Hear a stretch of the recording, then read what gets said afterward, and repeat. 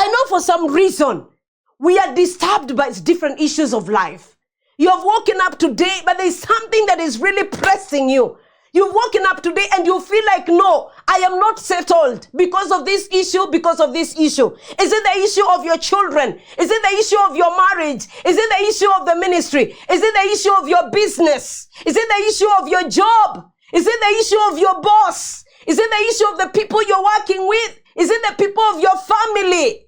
Is it that people in your family do not understand you? To some extent, they even gang against you. Pako unaanza kujiuliza, nilikosea nani jamani na tuko damu moja? Leo asubuhi naomba Bwana akaweze kukupa roho iliyotulia ndani yako. Akakupatie moyo upya, moyo usiobeba yale machungu na mazito ya jana. Mungu akupatie roho mpya siku ya leo, uweze kupumzika ndani yake, uweze kutulia ndani yake, uweze kuhisi kwamba umebebewa mizigo yako iliyo mizito, na ndani ya hayo yote aweze kukupatia roho iliyotulia ndani yako. Today may God create in you a pure heart.